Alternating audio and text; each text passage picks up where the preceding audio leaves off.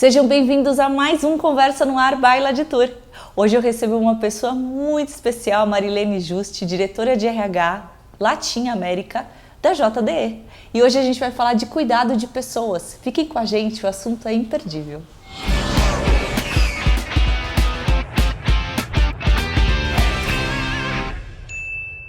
Mari, seja bem-vinda. Oi, obrigada. Muito feliz de ter você aqui. Prazer estar aqui com você também, né? Olha, Mari, a gente se conhece desde Sarali, né? A gente estava falando aqui, será 19 anos, um pouco mais, né, de empresa, e a gente não vai entregar a idade, não é verdade? Melhor não, né? Por favor. Mas enfim, eu acho que assim, ô Mari, desde quando a gente se conhece, assim, pra gente é uma referência de liderança, né?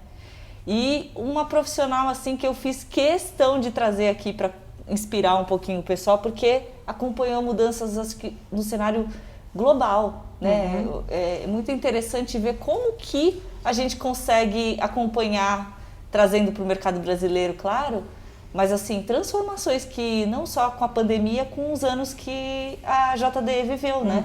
Sim, na verdade, primeiro, muito obrigada, me sinto super lisonjeada, né, e com uma super responsabilidade aqui de estar respondendo as suas perguntas.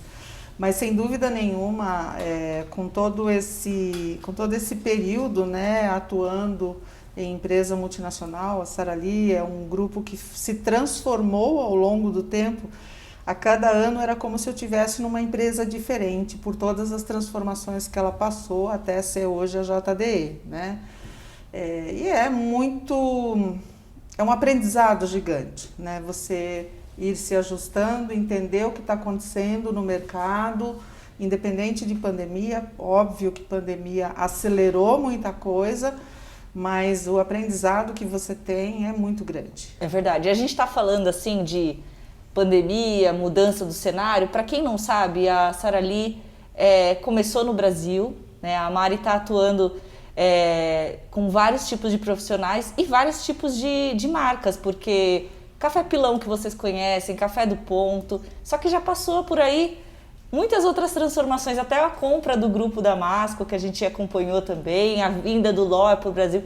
Então é assim, são muitas equipes, né, de diferentes, e eu acho que não só isso, né, Mari, mudanças de políticas mesmo na empresa, né, porque quando você traz para o cenário brasileiro algo que existia lá fora, é sempre um desafio, né? Sim, nós sempre trabalhamos muito com as mudanças estratégicas da empresa a nível global, né, por todas essas transformações, mas a hora que a gente traz isso para a realidade brasileira, você tem que adequar, né, essas diretrizes estratégicas e fazer a coisa funcionar, considerando o mercado brasileiro, a cultura brasileira, sem deixar que as questões globais fiquem de fora, né? Tem que ter uma combinação das duas. Exatamente.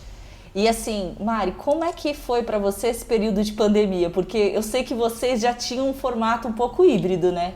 A gente já tinha mudado o escritório para um formato de uma vez por semana, home office, e eu acredito até que era uma filosofia um pouco mais moderna, né? Como é que vocês estão se vendo nesse período? Como foi e como vai ser a retomada? Então, realmente a gente já tinha implementado uma política de flexibilidade, né? Então, com home office uma vez por semana, com uma política tal, flexibilidade de horas de trabalho, né? A gente já tinha isso. Com a chegada da pandemia, isso trouxe um impacto muito grande na vida das pessoas, né? E o fato de nós termos que continuar operando a despeito da pandemia foi um super desafio e nós tivemos que rapidamente nos adaptar, assim como todas as outras empresas, né? Mas acho que a coisa mais importante que nós tivemos é assim, qual é a prioridade da empresa nesse período de pandemia. Então, em primeiro lugar, segurança e saúde dos nossos associados. E business continuity, não ter ruptura do negócio. Então, essas foram as duas prioridades estabelecidas e com base nessas prioridades nós revisitamos o que precisou ser revisitado e adequamos, né? Então, por exemplo, trabalhar em home office. Para quem isso foi possível, né? A gente fez toda a transformação, o change management, preparar as pessoas, preparar a liderança, né, de como trabalhar com as pessoas trabalhando de casa.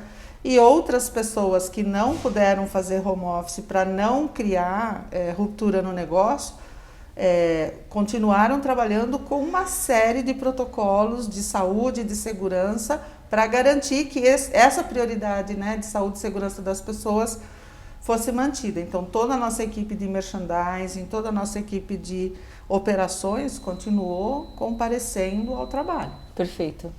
E agora a gente tem um cenário de, obviamente, retomada, né, em que a gente retoma as atividades. E a filosofia da JD é sempre muito legal, né, porque a gente desperta aí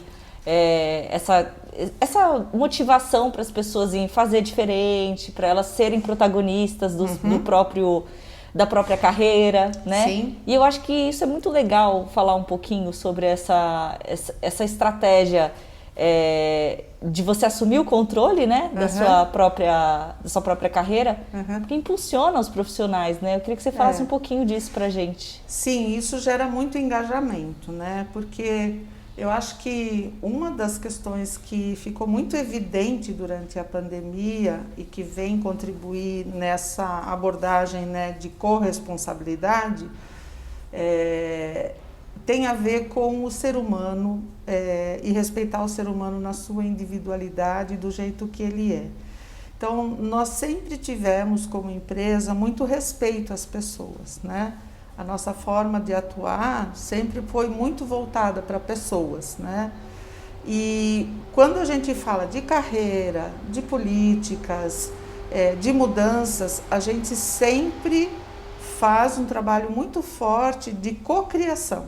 Então, nós ouvimos muito as pessoas, a gente quer saber o que eles pensam para, a partir do que eles trazem de inputs, a gente desenvolver os programas, as políticas e tudo mais. Óbvio que nem sempre a gente consegue atender, né, o 100% do que as pessoas querem, porque, né, temos aí a empresa, etc.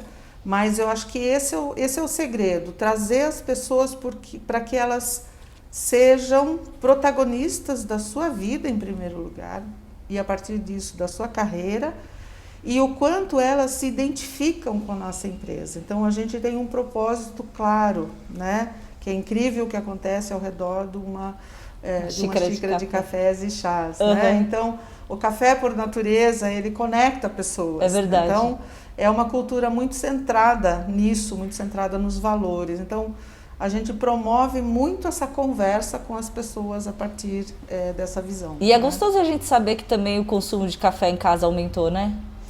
Porque aumentou, sim, porque as pessoas deixaram de consumir, né, na lanchonete, sair, né?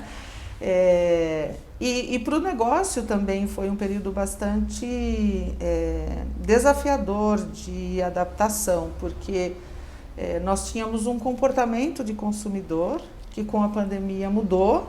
Então, os que consumiam fora de casa passaram a consumir mais dentro de casa. Nós também ficamos um pouco sem ter ainda muita clareza de qual seria a tendência, né, futura. Perfeito. Porque lembra, no começo todo mundo achava que seria uns 2, 3 meses a pandemia. Foi só atualizando, né? Novos prazos. Exato. Então, assim, putz, e agora, né? Então, essa mudança do consumo também provocou uma série de adequações na nossa estratégia como companhia. Com certeza. E Mari, assim, a filosofia do funcionário precisa casar muito bem com a filosofia da empresa, né? E você enxerga isso de maneira diferente no mercado brasileiro com lá de fora? É uma filosofia única para a JD?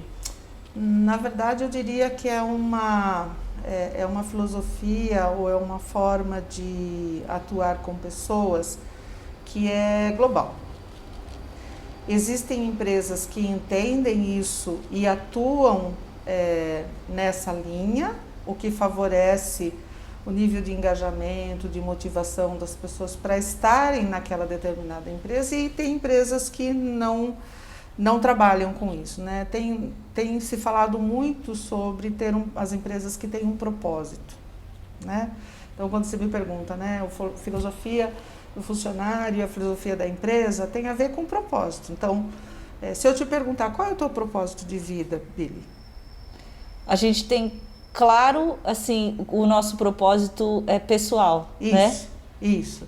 E aí, quando eu conto para você qual é o propósito da JDE, por exemplo, né? Você vai me dizer, sabe, eu quero trabalhar nessa empresa porque a gente compartilha dos mesmos valores, o que eu quero atingir como pessoa, como profissional, e qual é a minha ambição de vida, qual é a ambição da empresa. Então, existe uma convergência de ambições e de valores, e isso faz com que a pessoa se sinta super bem aonde ela está trabalhando. Perfeito. E assim, a gente que te auxilia nos eventos, a gente tem uma percepção assim de que é diferenciado, sabe? Tem algumas coisas que a gente vê no mercado, mas eu queria que você falasse um pouquinho pra gente de Frontline Mindset. Para inspirar o pessoal mesmo. Então, olha só. Bom, primeiro, obrigada, né, pelo feedback de dizer que adora trabalhar com a gente. Nós também adoramos trabalhar com você, porque vocês também sempre capturam muito facilmente o que a gente está querendo fazer nos nossos eventos e tal. Sobre Frontline Mindset, é uma conversa que a gente já tem há algum tempo, né, com a empresa, mas é um desafio, ainda é um desafio na empresa. A gente evoluiu bastante já, mas temos ainda um caminho a seguir. O que é isso, né? Por que a gente existe no final das contas, né? É para atender o consumidor lá no final da cadeia, né? É para ele que a gente existe, né? Então, o Frontline Mindset é fazer esse exercício constante de entender se aquilo que eu, como empresa, eu como área, quando estou nos meus projetos, quando estou nos meus eventos, quando eu estou desempenhando a minha função, se o consumidor está na minha cabeça como o meu objetivo final. Isso faz toda a diferença, porque você faz com paixão, você elimina coisas que são, né, desnecessárias, né? E faz com que você fique cada vez mais engajado. Por natureza, as equipes de vendas, os merchandisers, né, os promotores, eles têm isso muito forte, porque eles estão em contato com os clientes, estão na gôndola do supermercado, estão vendo os consumidores escolherem os nossos cafés ou não, né, que dá uma raiva. Mas as áreas administrativas, de back-office, têm mais dificuldade pela falta de contato constante, né, com o frontline.